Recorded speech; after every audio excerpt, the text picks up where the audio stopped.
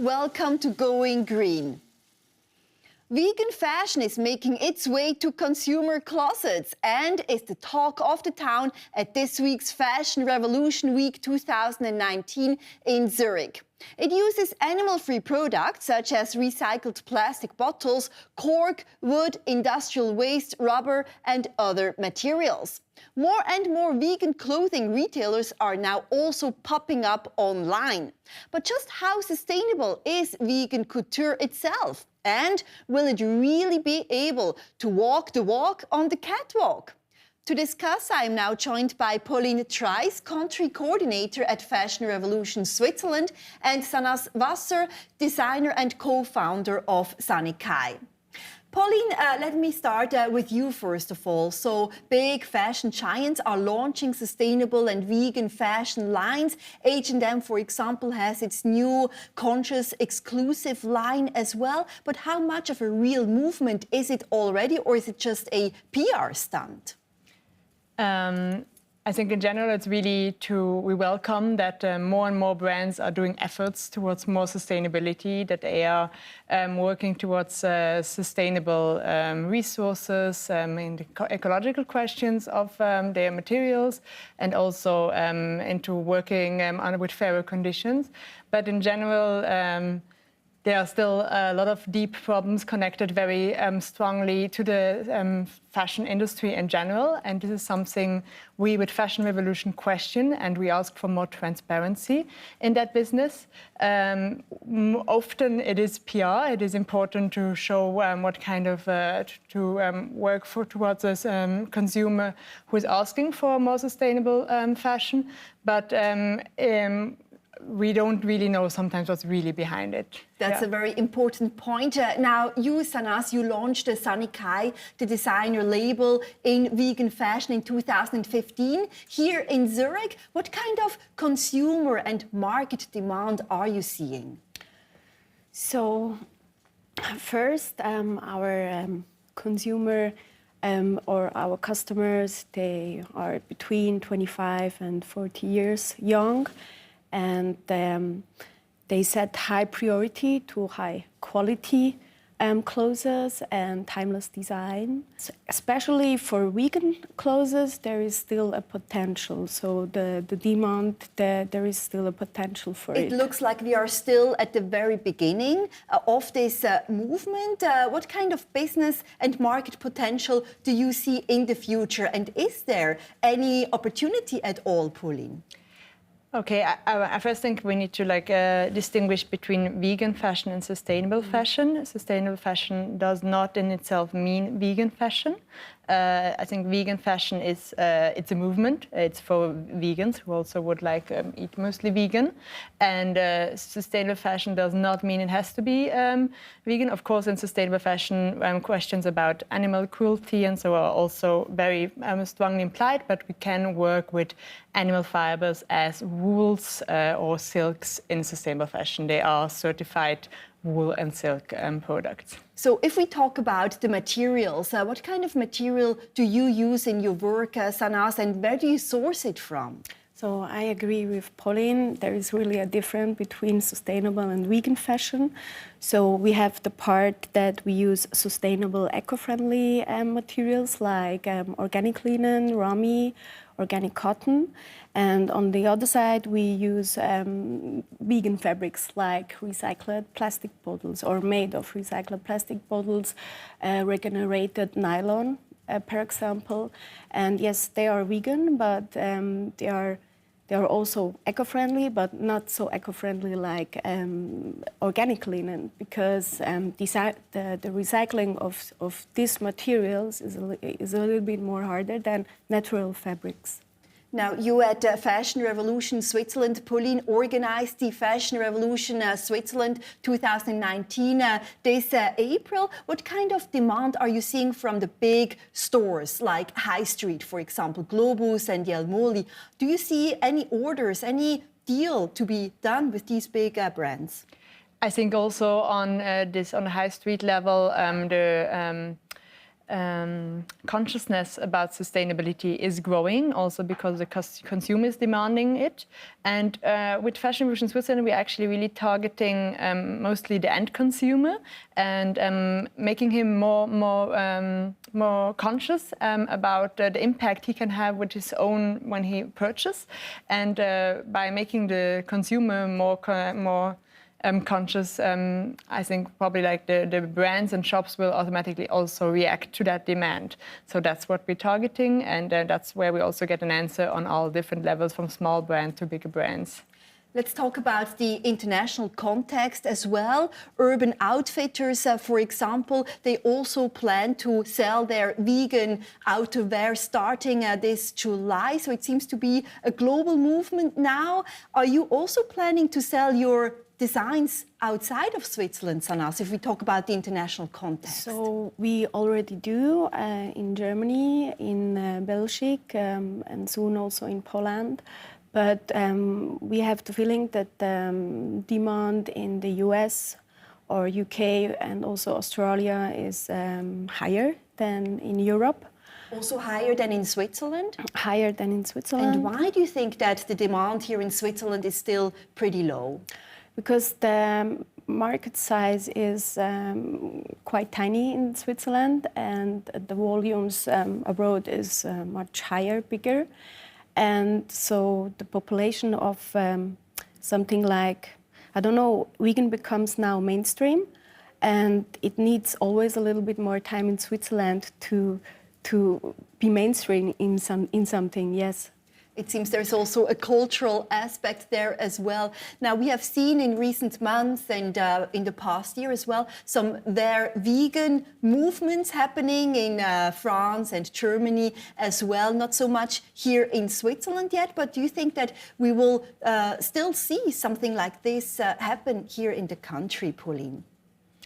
I'm sure it already is happening, as Sanaz said, in a smaller scale, as we are a smaller country.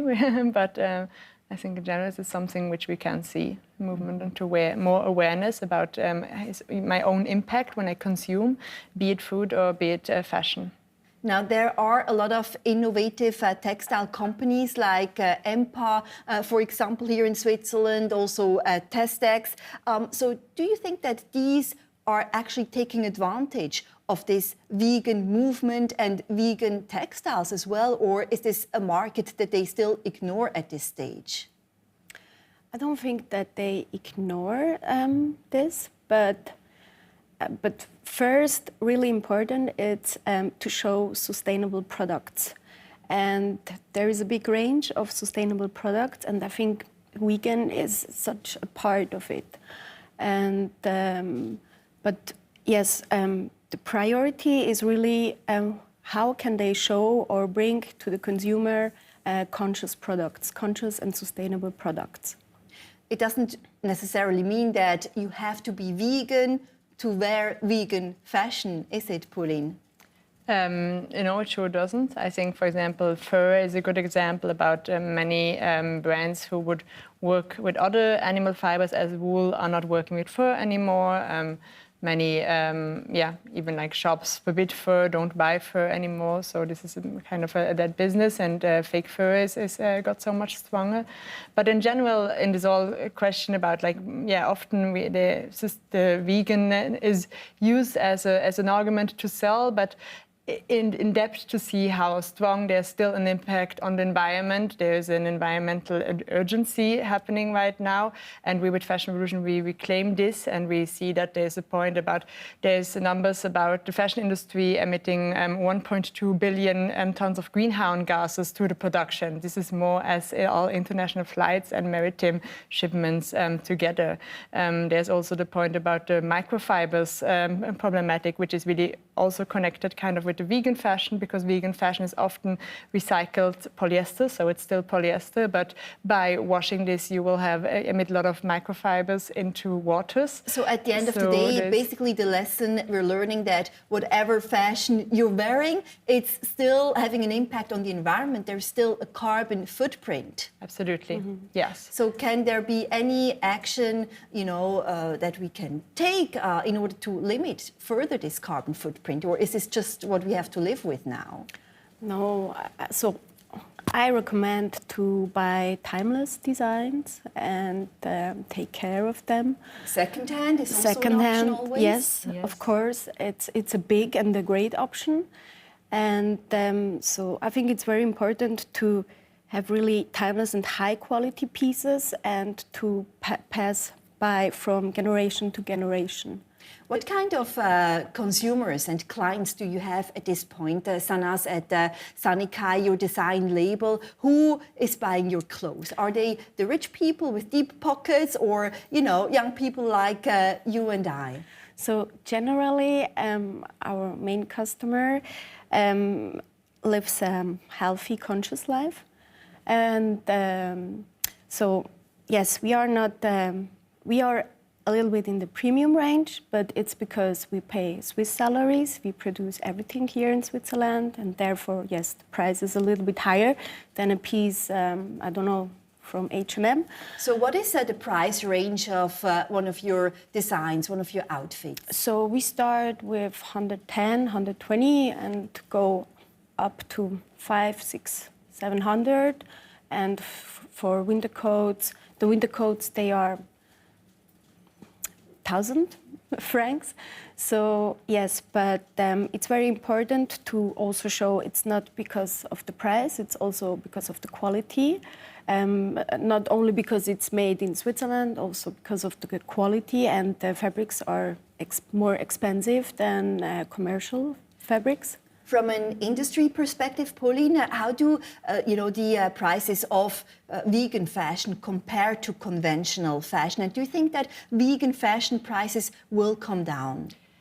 It all comes down to economy of scales, like in all businesses. The more you produce something, the less it will cost in production, and you can also offer for it for another price. So that also is the point for vegan fashion. So it's not in itself that vegan fashion has to be more expensive, nor do the raw materials cost more, nor does workforce have to cost more. It's more like a scale question.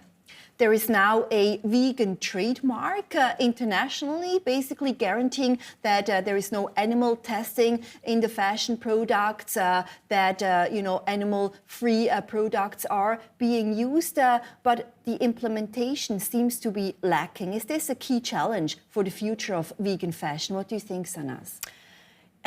It is a challenge, yes, but it's up to the business owner or the designer. So it means, so we are vegan approved by PETA, and we won the Vegan Fashion Award 2016 as best designers, but there are more vegan labels you can put on your brand. But it means that the whole value chain should also be vegan, not only the fabric that you buy. So, and I don't know, maybe some of the brands don't control the production, but only buy vegan fabric and put the label on the pieces, on the garment. And others, they do it really correct from buying the fabric until the end of the product when they sell it in the store. And the supply chain is getting more and more complex, isn't it? And also the supervision that needs to be done. Pauline, in your opinion, which is the biggest future challenge for the development of the vegan fashion industry? I can talk for the more sustainable fashion industry. I think it all comes down to having comparable information between brands to see, and transparent information to be able to understand how strong is their impact on animals, environments or humans. And that can make the fashion industry more sustainable. So as a consumer, I can really understand the process of this very complex supply chain, as you said. Yeah. Before we go, one question to each of you. Is there really a market for vegan fashion if you take one step out? And is there business to be made? Sanaz, starting with you. Yes, there is a market for sure, but we need to see with different eyes the countries. So it needs a little bit more time in Switzerland. And yes, there is a vegan market here. Especially the younger people identify with vegan, and so for me it's not surprising that H&M and Zara implement this in their fashion line. So yes, of course, there is. And for you, Pauline? Absolutely. I think veganism is not a trend, it's a movement, and it's deeply rooted in our culture, which is growing in consciousness about the impact we're having on the world and about the responsibility we have there and can take. So about young people getting older and educating their children really will make that movement still stronger. And I think in general we're going to an industry where, it's about buy less, choose well, and make it last. No, that's really about like having pieces, as Sanaz said, which you will keep for long, which you can repair, instead of just buying a new piece and seeing fashion and clothing as something which you can throw away after wearing it once or twice. Before we go, ladies, what is the must-wear vegan fashion piece of the Spring-Summer Collection 2019? Sanaz? I think a really nice dress where you can buy, wear for, I don't know, a festival, also as a guest for a wedding, and for really nice evenings, so nice summer evenings. For you, Pauline, what are you going to wear when it comes to vegan fashion this season? I think it comes down to a simple organic cotton T-shirt, which I can combine in a lot of ways, and which is made out of a high-quality organic cotton, and soon in a nice project, like in cooperatives where the people are also supported. I think that's, for me, a basic piece which you can wear every day. And that fits into the smart, casual, and also intelligent collection. Thank you so much for joining us, Pauline and Sanaz. Thank you very much. Thank you.